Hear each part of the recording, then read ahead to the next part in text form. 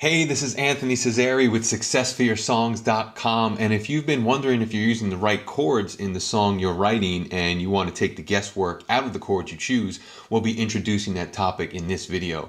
It's part of an interview I did with Kevin Thomas of SongwritingPlanet.com, so check it out here. And if you like what you learned, please like the video or leave a comment below. Well, you know, when I first started Songwriting Planet, my goal was to have the most advanced songwriting education you can get anywhere, and I had all this stuff planned out. And more I realized that, you know, that market is not only really small for people who are ready for that, but there's such a lack of knowledge about the basics that I started going more and more into just what are the basics that you need to know, and making sure people really know them well enough that they can use them.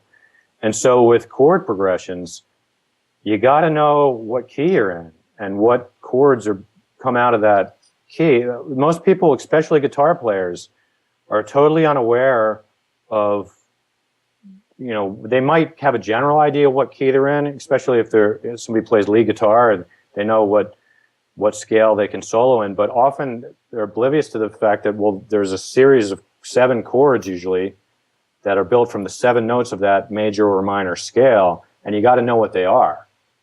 And so knowing what chords go along with your scale and knowing what key you're in is really the starting point.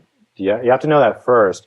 And then you can build triads, you know, your 3-note chords, your major and minor and diminished chords.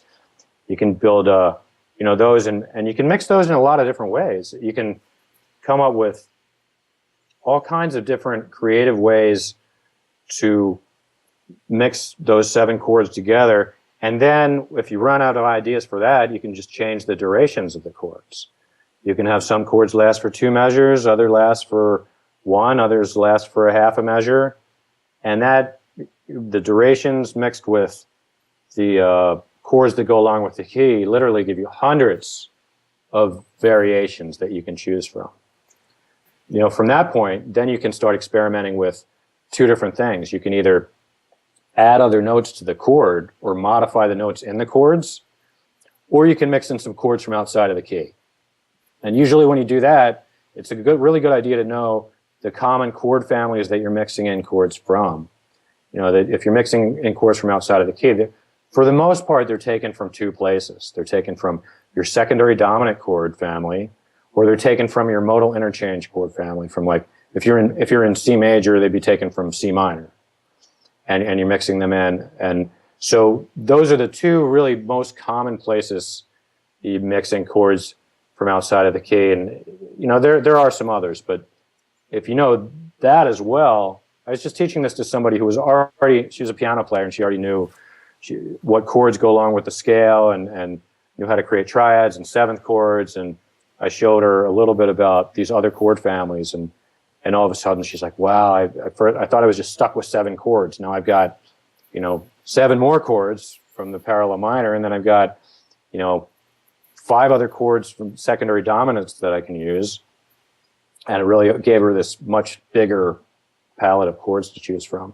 Yeah, and I think seeing that stuff visually can be effective. That's why in my course I put these charts together that just show all the different modes in all the different keys, with all the chords laid out, just so that, you know, sometimes if you're not familiar, like you said, some songwriters just aren't sure, just by looking at a chart can help you out a lot.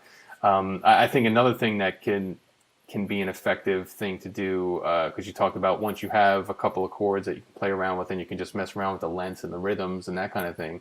So even if you're, you know, don't want to get started with the chart, or don't know where to get started with different keys, you can just look at other songs that you like.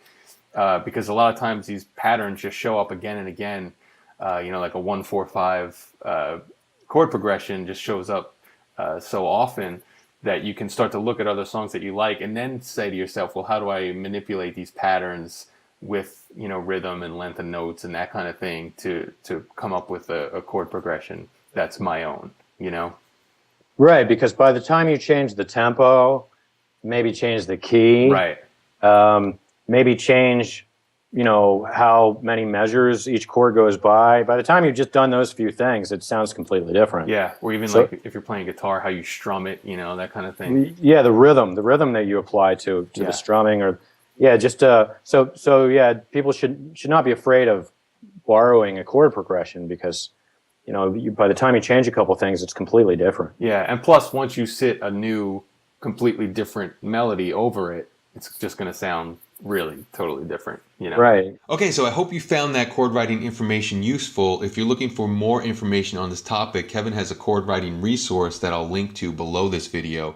I also have a free cheat sheet that has some of the chord charts I mentioned in the video so you can get started with what you learned here.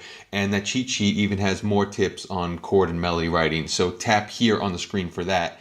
And if you haven't yet subscribed to our YouTube channel to stay updated on our latest songwriting videos, you can tap here on the screen for that. And I'll also have links for that stuff below this video as well. So thanks for checking this out.